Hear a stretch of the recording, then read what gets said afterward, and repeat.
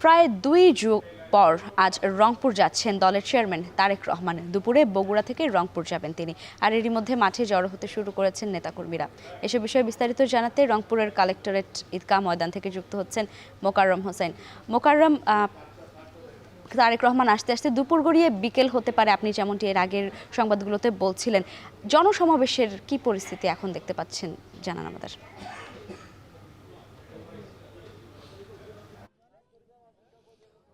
লাইবা ঠিক 22 বছর পরে কাঙ্ক্ষিত কোনো ব্যক্তি ফিরলে যেমন অনুভূতি হওয়ার কথা এখানকার নেতাকর্মীদের অনুভূতি ঠিক তেমনই। আসলে এই 22 বছরে অনেক চড়াই উতরাই রাজনৈতিক লড়াই সংগ্রামের সাক্ষী হয়ে যে প্রজন্ম এখনও বিএনপির রাজনীতি উত্তরবঙ্গে টিকিয়ে রেখেছেন, তারা আসলে তাদের সামর্থ্যের সবটুকু ঢেলে দিয়ে আজকে সমাবেশ সফল করবার জন্য সর্বাত্মক চেষ্টা করছেন। নেতাকর্মীরা সকাল 8টা থেকেই এই মাঠে জড়ো হতে শুরু করেছেন। আজকে এই সকালের ঠান্ডা থেকে শুরু করে এখন দুপুরের প্রখর রোদ সবকিছু যেন তাদের কাছে তুচ্ছ হয়ে গিয়েছে। রং বেরঙের পোশাক পরে একে একে মাঠে ঢুকছেন বিভিন্ন আসনের সংসদীয় আসনের নেতাকর্মীরা। প্রত্যেকটি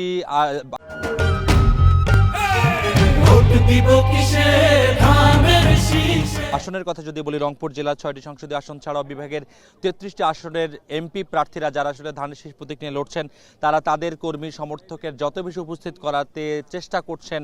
তারা একে অন্যের সঙ্গে পাল্লা দিয়ে সমাগম বাড়ানোর জন্য শক্তি প্রদর্শনের একটা বড় সুযোগ আজকে পেয়েছেন। সেই চেষ্টা তারা হাতছাড়া করবেন না বলেই এখানকার জেলা এবং মহানগর কমিটির আয়োজক কমিটির সদস্যরা আমাদেরকে জানাচ্ছেন।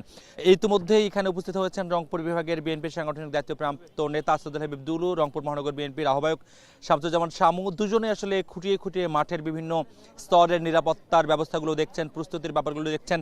শেষ মুহূর্তের ঘষা মাজা যেটাকে বলে ফিনিশিং টাচ দেওয়ার জন্য কর্মীরা আপ্রাণ চেষ্টা করছেন। তারেক রহমান তো এখানে আসবেন বিকেল 4:30টায়। তার আগে দুপুরে তিনি আবু সাইদের সমাধিতে যাবেন।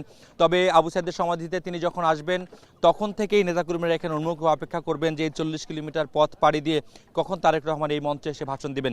এবং তারেক রহমানের যে বক্তব্য দেবার যে ধারাবাহিকতা, নেতাকর্মীরা বলছেন তিনি বিভিন্ন অঞ্চলে যাচ্ছেন, ওই অঞ্চলের প্রেক্ষাপট এবং প্রয়োজনীয় চাহিদাগুলো তিনি তুলে ধরবার চেষ্টা করছেন। সেই দিক থেকে এখানকার মানুষের যে চাহিদা, উত্তরবঙ্গের মানুষ বলছেন যে তিস্তা মহাপরিকল্পনা বাস্তবায়ন, এটি নিয়ে সুনির্দিষ্ট